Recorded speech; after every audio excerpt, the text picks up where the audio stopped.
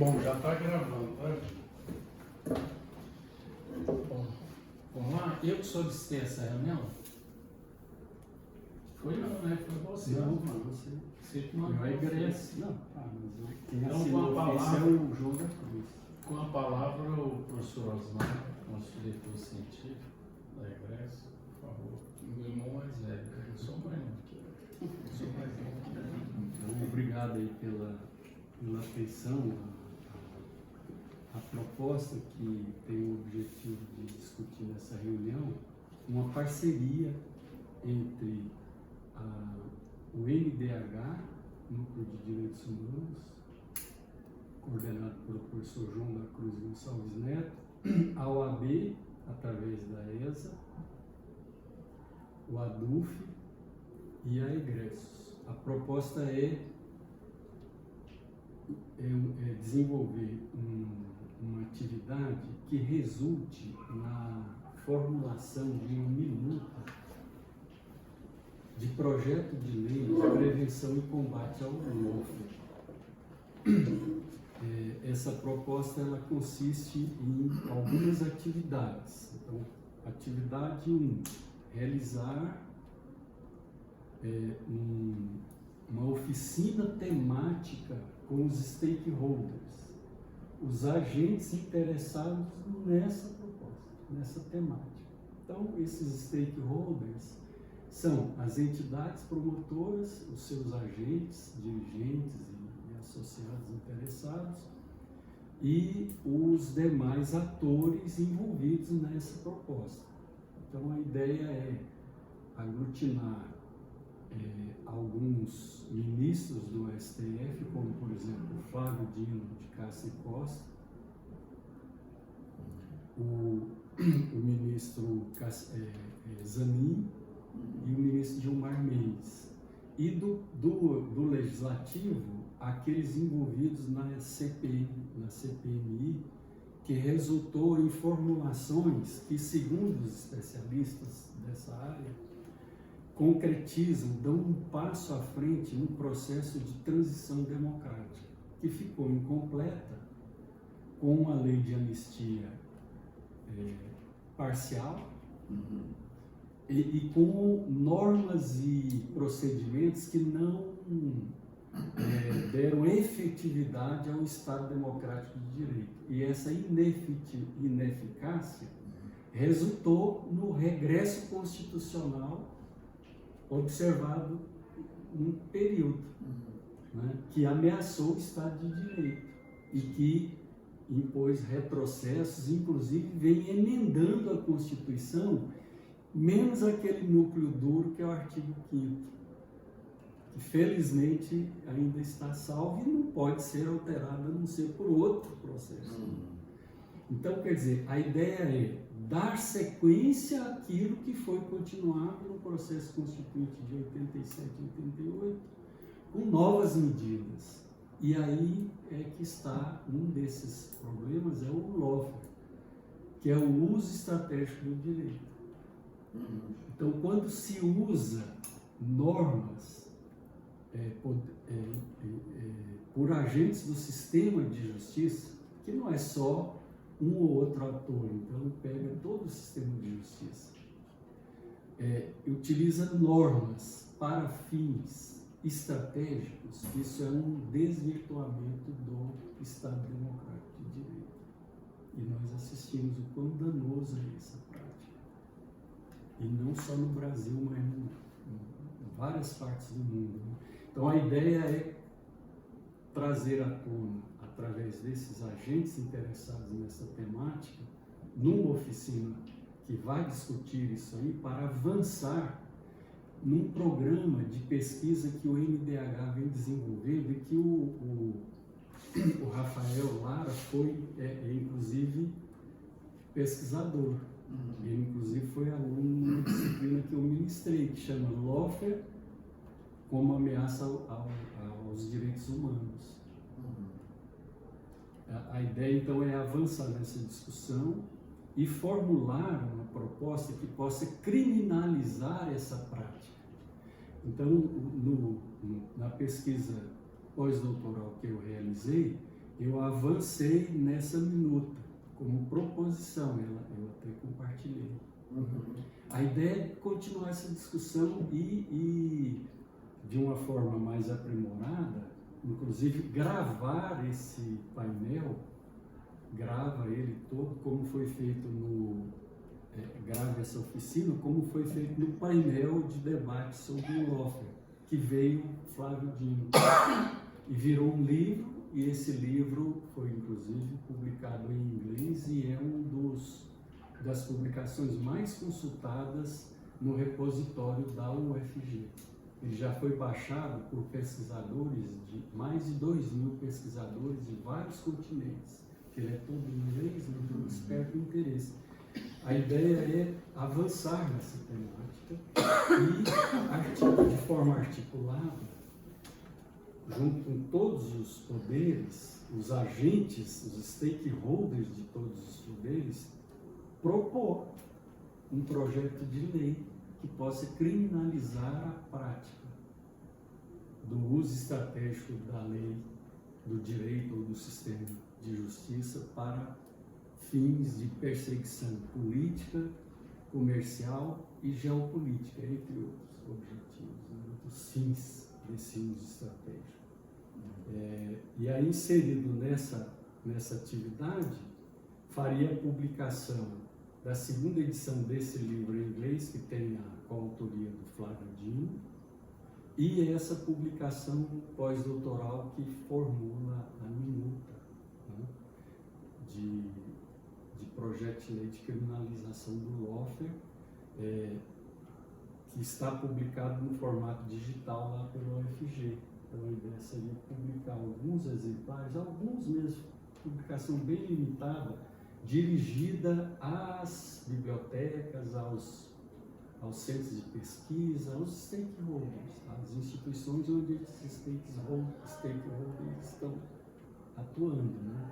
E como resultado da editoração do painel temático, da oficina temática, publicar um livro contendo já, então, uma formulação mais discutida da proposta com todos os assuntos relacionados com a participação desses agentes que eu já falei.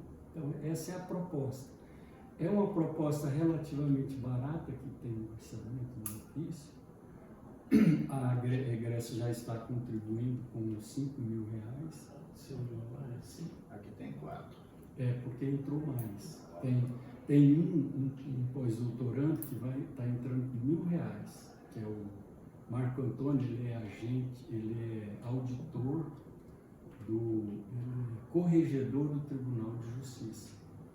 E ele é doutorando no programa. E ele faz um trabalho que se chama Jurimetria para fins de detecção do Loeffler.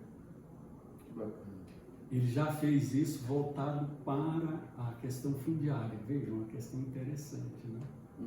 Porque a grilagem urbana oficializada é a presença do mais forte contra o mais fraco, exatamente o que caracteriza o Loeffler.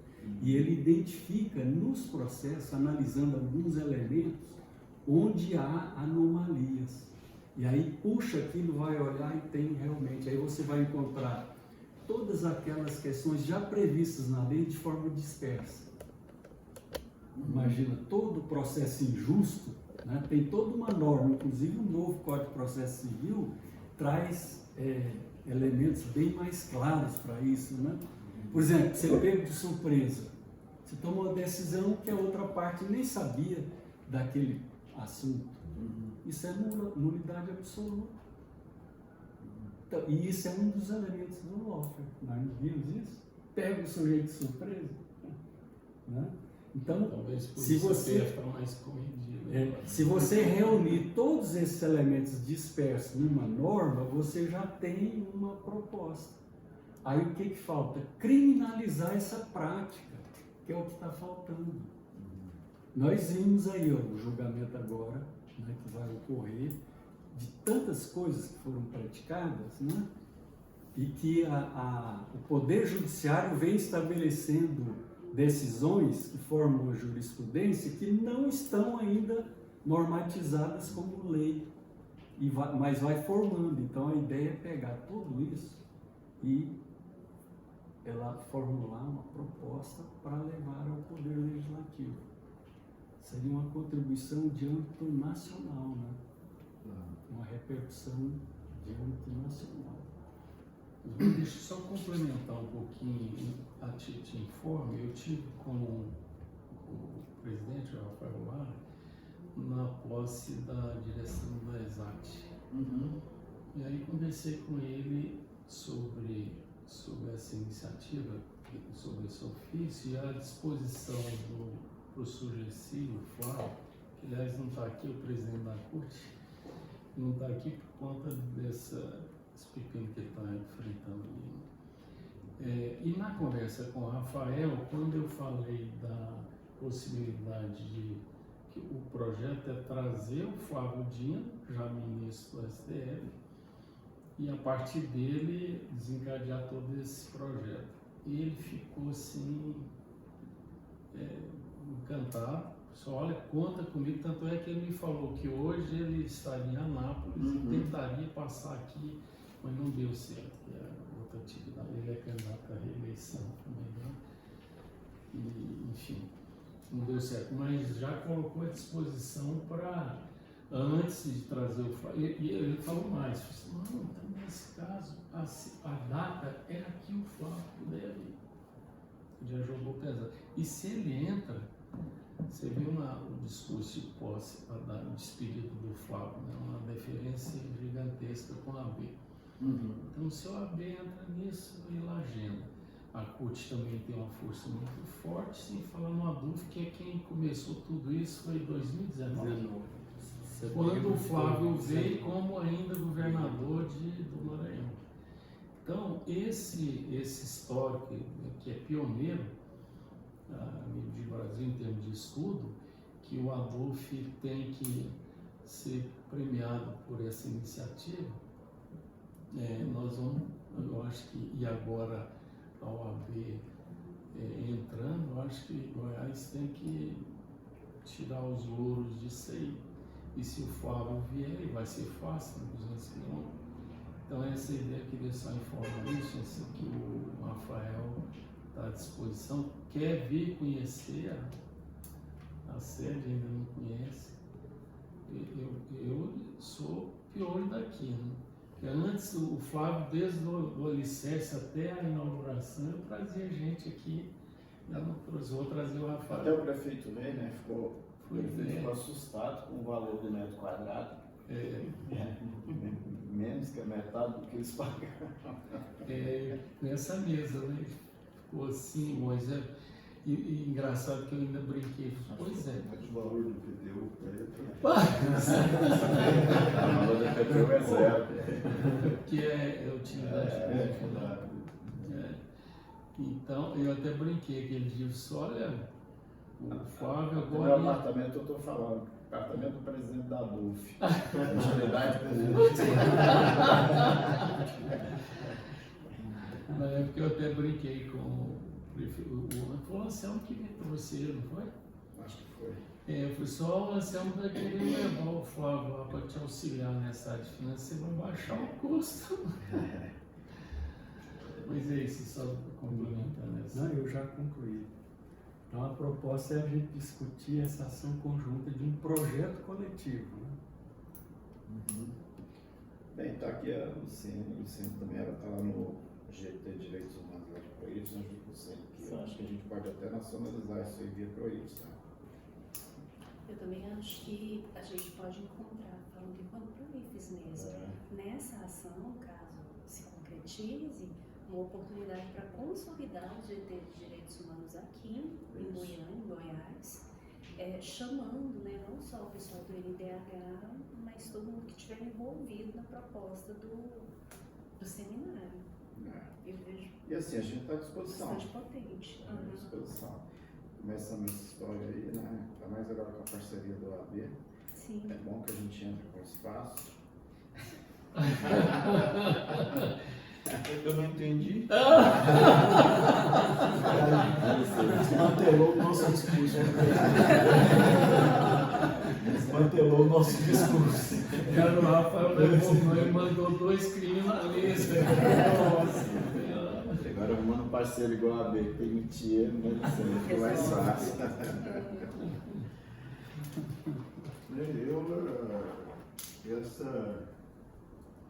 Essa iniciativa, essa proposta, na verdade, ela supre uma lacuna, tá? Dentro da Escola Superior de Advocacia. Nós temos na ESA campos específicos de competência, do ponto de vista da educação, jurídica em sentido estrito, gestão e inovação e humanidades. Essa última área de competência é onde reside a nossa maior dificuldade, porque a advocacia em geral, evidentemente, não toda ela, mas uma parte muito grande dela, porque a base é a jovem advocacia. E qual é a convicção, o convencimento? A advocacia jovem, ela quer conteúdo prático, né? Quer enxada, vamos dizer assim, mas como se fosse possível, né, você separar, dizer, olha, você vai ser um advogado prático, você não vai dialogar com humanidades, às vezes nem com o direito em si. Então nós temos essa dificuldade, tanto na concepção, na construção de atividades, mas também e principalmente no convencimento da advocacia. Mas nós precisamos trazer a advocacia para cá, porque não é possível, né? Senão a profissão está acabada, devorada pelo ChatGPT. E para essa convicção, né, dessa necessidade muito pragmática, a gente precisa dar curso de nada, só de como manusear o ChatGPT, que aí está. Então, Fazer igual assim, aquela juíza, né? Eu não sei se é mulher ou homem, acionou lá e saiu a sentença. Nossa, essa semana tá a inteligência artificial é uma questão, né, de direitos humanos E a gente tem que entender que a inteligência artificial ela atua a partir da previsibilidade. Então, assim, é rápido, né? Tem a falsa ideia de que é eficiente, mas ela trabalha com a previsibilidade, ela não trabalha com possibilidades. E trazer essas possibilidades para pensar demanda um processo. Processo de formação, né, que eu estou imaginando a proposta que está sendo apresentada, para depois de todo esse processo, finalizar com uma proposição concreta ali de transformação.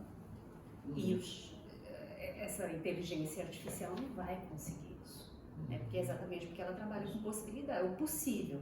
Eu estou aqui nessa reunião agora, por exemplo, se eu fosse contar só com a inteligência artificial, talvez eu conseguisse fazer uma ata, né? Mas se eu saio dessa reunião, vejo a ocupação do Flávio ali, né? E falo, Flávio, você tem que ir lá, porque a gente precisa mudar o processo, isso o máquina não faz. Que é trazer essa organicidade para fazer com que a proposta provoque mudança para um mundo mais diverso, mais plural. Que respeite efetivamente as diferenças que são colocadas no nosso cotidiano. Porque a lei sozinha, ela também não dá conta, né? Ela precisa de operadores, pessoas ali operando, que entendam essa organicidade da vida. Eu acho a proposta fantástica, eu acho que contribui já que você traz a OAB para pensar, né? Contribui com a OAB, mas eu acho que contribui com a nossa vida, né, enquanto docente. Ontem, na abertura da mostra de cinema, interessante observar os financiadores da mostra, né? Porque os financiadores da mostra, quem financia uma mostra de cinema é quem tem dinheiro. Daí vem um cara falar que matou não sei quantos mil bois e vendo vantagem naquilo, por isso que ele tem dinheiro, né? Matei não sei quantos mil bois. Estão matando 100 mil boi aqui. É. O pessoal Aí que entra está o financiando GSI. agora é da França. E aí entra o GSI O com pessoal da potencial de França chegando aí formação. com frigorífico e tudo aí, fazendo carne novos, etc. Tá forte esse pessoal. Chegou do nada aqui em 2019 e tomou nosso espaço. Não, e eu No ano cochichei, passado- Maria, esse povo que está financiando nossa No cultura. ano passado, na mostra do ano passado, no início de todo o filme, eu aparecia. Pô, eu não sou mais artista. Mas aí, Esse ano os ingressos que a gente comprou não deu nem para cheirar. Mas eu acho que aí é o desafio, né? Trazer a organicidade de uma entidade sindical para uma mostra como essa e dizer, olha, tem outras Da plateia qualificada, possibilidades e não previsibilidades, tem outras É. possibilidades aqui de financiamento para a gente negociar. E deram voz pra gente na abertura, foi bom também.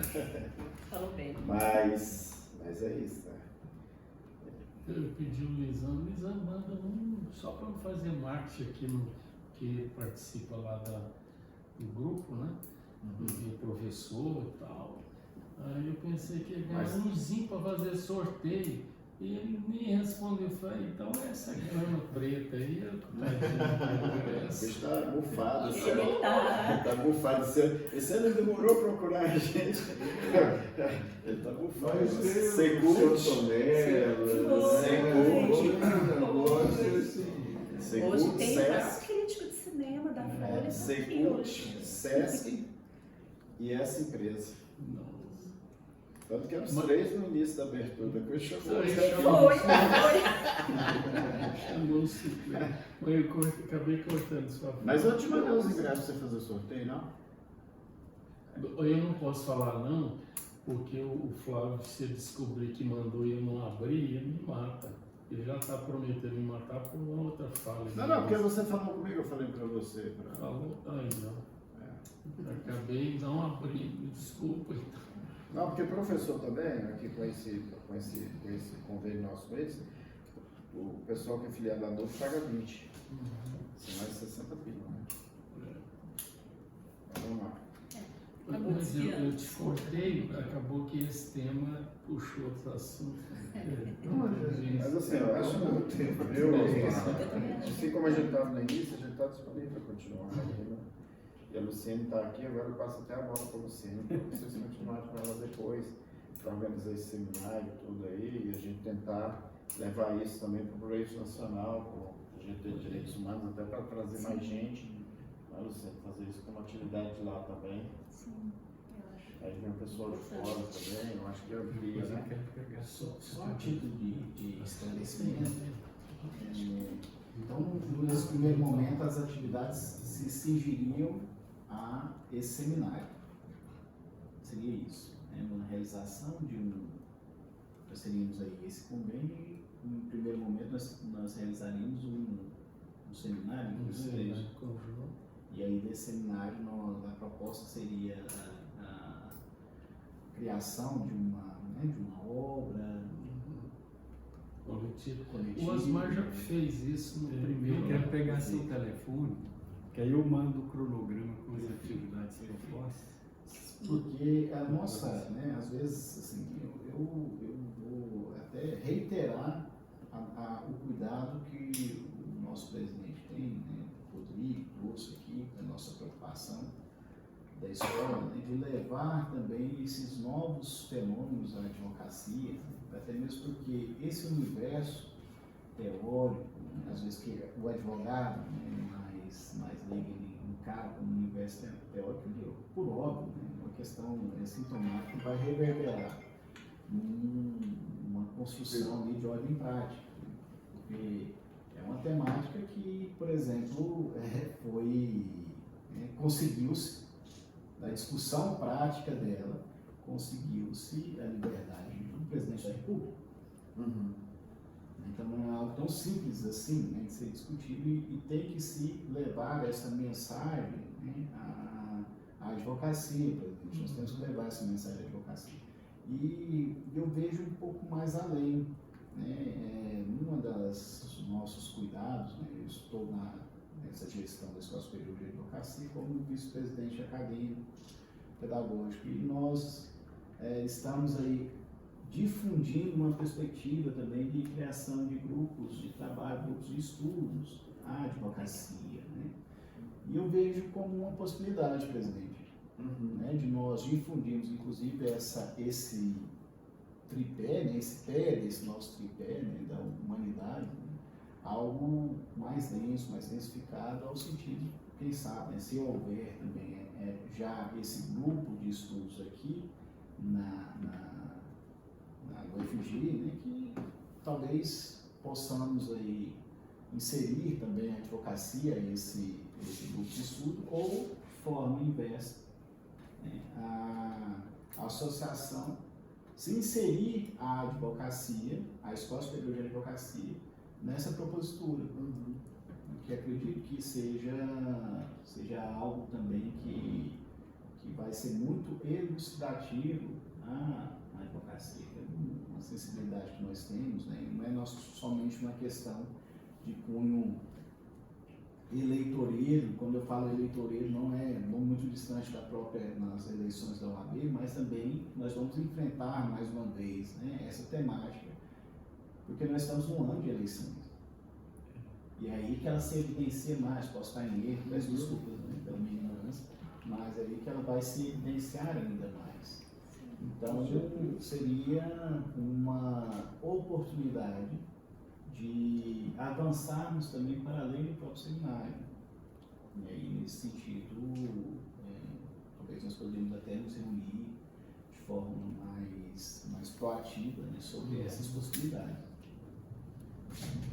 Então, além da oficina, que é esse seminário, né, está associado assim como atividades que tem que começar agora para dar tempo, para quando marcar a data, as duas publicações estarem prontas. Então, a segunda edição do livro, que tem como coautor o Flávio Dino, que é em inglês, e o outro da pesquisa, lá do pós-doutoral. Então, são 2 livros.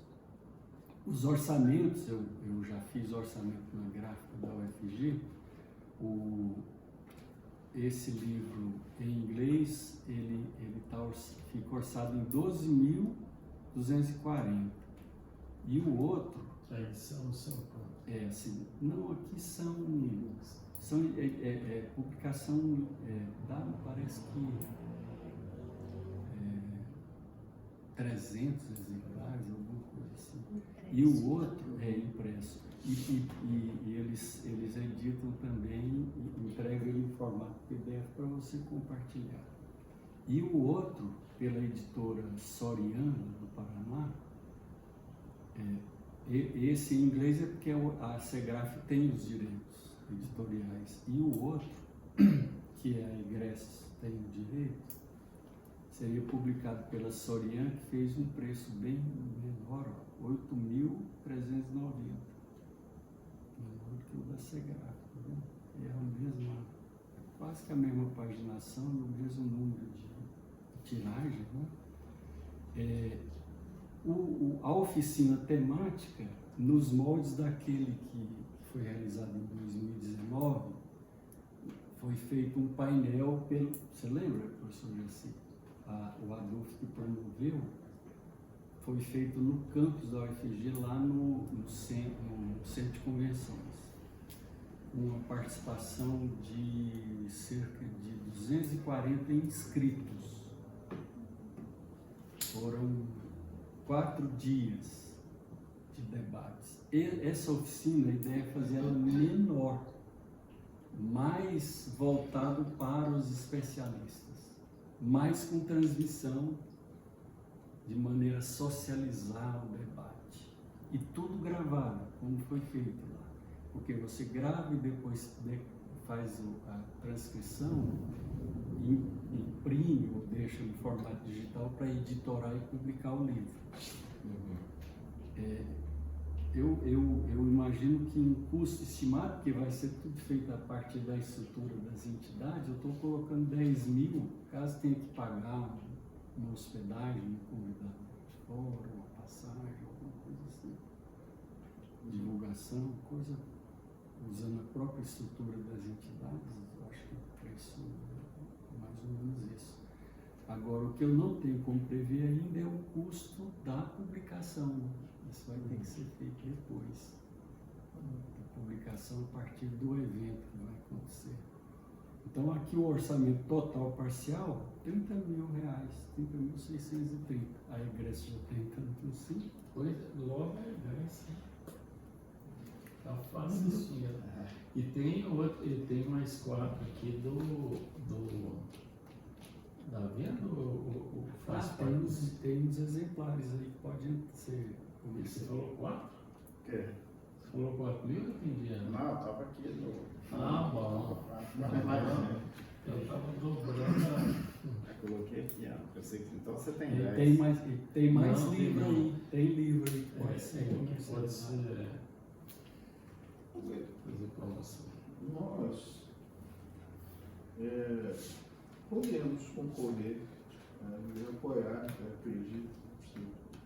Obviamente a gente tem que levar para a diretoria, que é uma ordenação de despesas, mas, na verdade, a gente tem que, acredito, né, dentro do sistema OAB, o ideal seria que nós estabelecêssemos outros diálogos também, porque eu não sei se é uma peculiaridade do sistema OAB, mas a escola é o braço, é a parte pobre.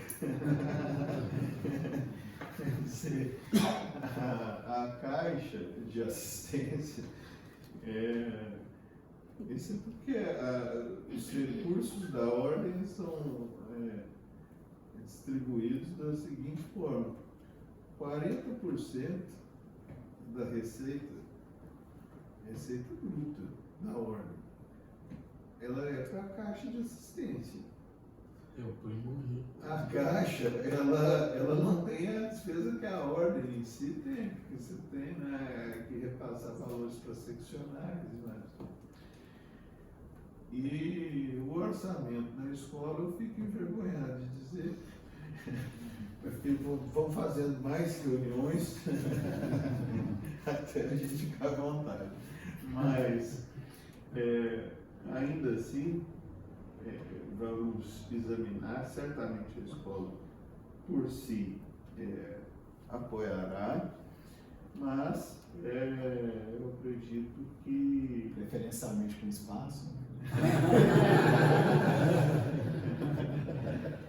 Olha, se precisar de alguém para fazer a abertura no dia...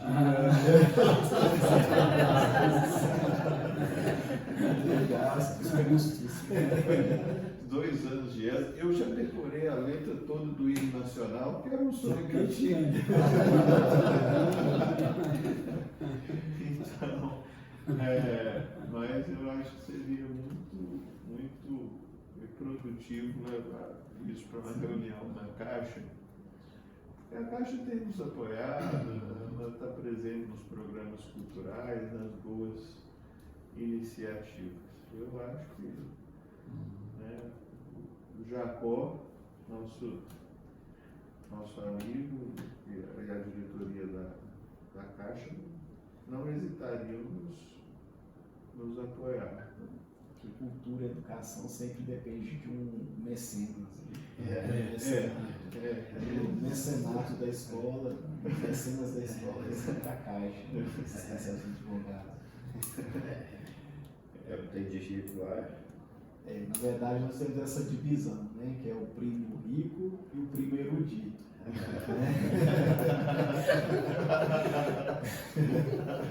Que nem sempre, né? Às vezes o erudito, ele vive muito confortavelmente, né? Mas não é tão rico, né? E aí nós temos o primo rico, que é a Caixa, e o erudito, que seria a escola, para não falar pobre, né? Romantizamos. Uma licença poética. Não, a gente oferece os dividendos da venda do livro para a Caixa e ela banca isso tudo. Esse tipo de negócio. Esse Esse aí já faz mais. É melhor convencer de outra forma. Só se vai ficar bonito na foto. Vai aparecer lá. Você sempre tem o rei do boi na história. É verdade, sim. A advocacia é o grande capital mesmo.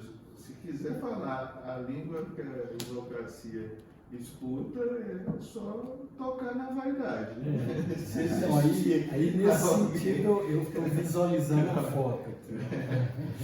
A OAB com o Gilmar Mendes, Flávio Dino e Isso que eu Cristiano falo. Zanin. A Caixa não pode Mais ficar o fora. Gessi. Pode deixar o Jacó. Imagina essa mesa aqui, você coloca aqui o Flávio Dino, o Gilmar Mendes e o Zanin. Então, acabou. Podemos deixar o Jacó fora dessa. Não, eu não vou querer. Então, acho que Bom,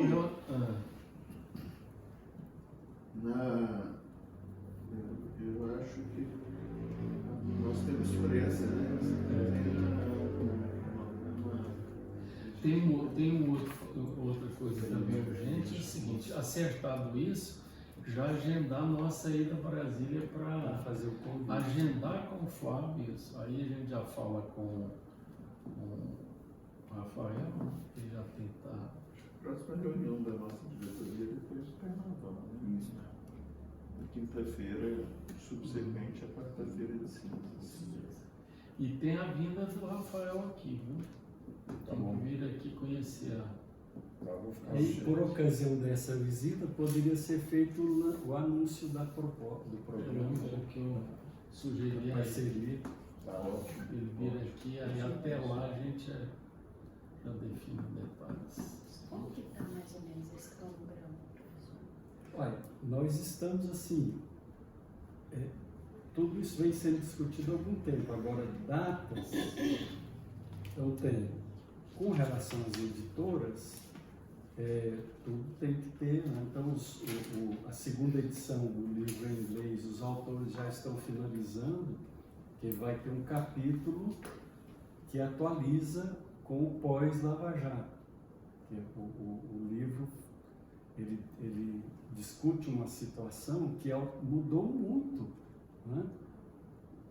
Foi em 2019 o painel, quando você ainda tinha o pleno sucesso da Lava Jato, estava no auge. E depois o STF foi tomando aquelas decisões e desconstituindo as medidas que foram tomadas anteriormente pelo Sérgio Moro e referendadas pelo TRF4, que resultou em outra situação. Então, o capítulo que está sendo elaborado, com vários especialistas do Brasil inteiro, são uns 4, atualiza isso e está sendo traduzido já para o inglês. Então, isso termina até o início do mês que vem. Agora já, no final desse mês termina, vai para a editora. Aí eu espero que esse recurso da regresso já entre para lá. Agora a gente precisa ver com a SEGRAF para ela iniciar a editoração aqui. Então esse cronograma editorial ele tem que ser bem feito. Agora em conjunto Esse orçamento que mantém até o final do mês? não tem. A operação do nosso sistema de justiça sempre chama atenção internacionalmente. É uma coisa, isso, né? Porque, e o que desperta interesse são esses arrobos de arbítrio travestidos talvez de direito. Quando do mensalão, e um detalhe, a advocacia acompanha essa maré, porque assim, a época da Lava Jato, os advogados criminalistas eles queriam adquirir conhecimento para colaboração premiada. Como é que faz isso? Essa era a tecnologia que despertava interesse. Ao tempo do mensalão, o próprio Roxin precisou escrever um artigo para dizer que aquilo que se estava chamando aqui, se denominando como teoria do domínio do fato, não tinha nenhum lastro, assim, não tangenciava nem remotamente. Então, né? Isso mesmo. É Nós isso. acabamos por deturpar também muitos institutos, né, quando colocaram isso. Não, você viu ontem o Dias Toffoli desobrigou a Odebrecht de pagar a multa de 18 milhões de dólares, que foi um acordo de leniência assinado no auge da Lava Jato, com base em delação premiada, quer dizer, sem lastro fático, apenas a delação. Né? E olha o valor envolvido nisso. Então, quando o ministro, o ex-governador da Bahia, o ministro da Casa Civil, o posterior,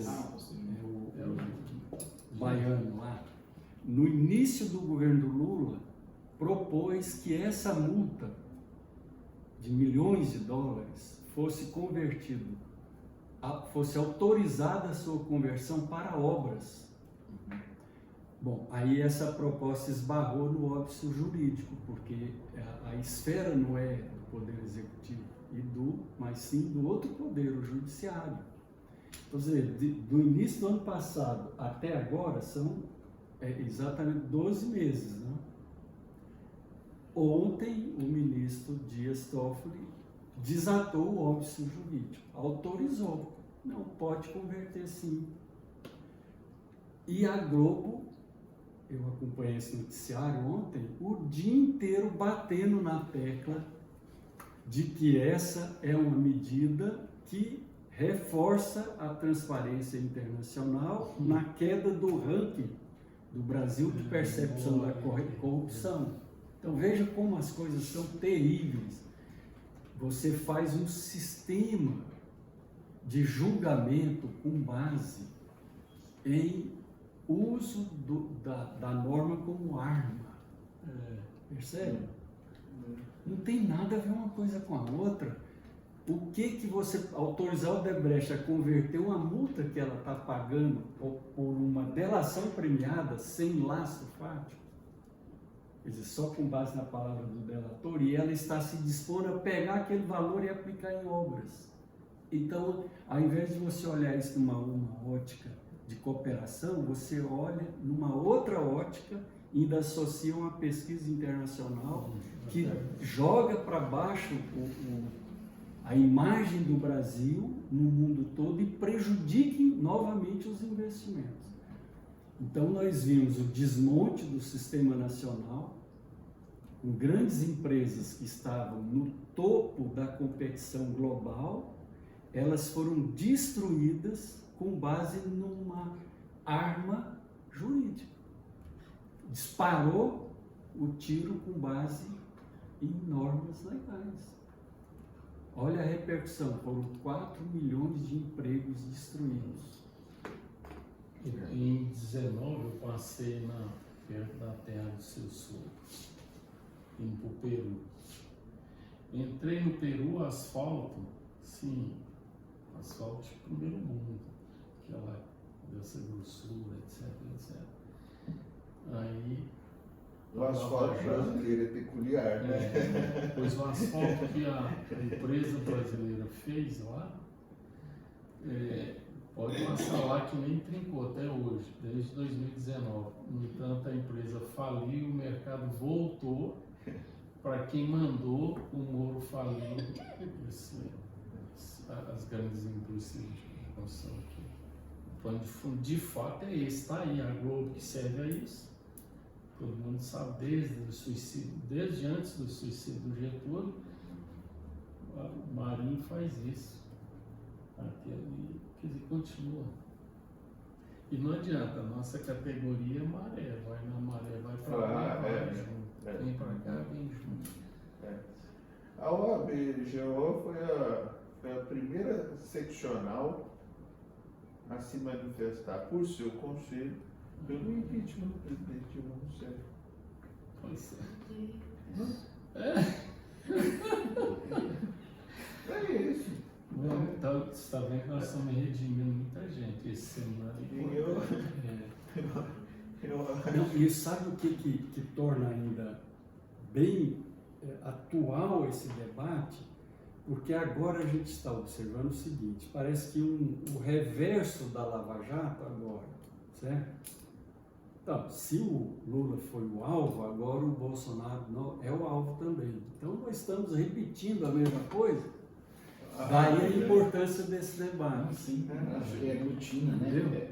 Ele não é um debate que ele é polarizado, é muito distante disso. Bom, eu lembro quando Paulo Maluf foi preso, seus colegas devem ser revoltados, porque o Paulo Maluf precisava ter sido algemado.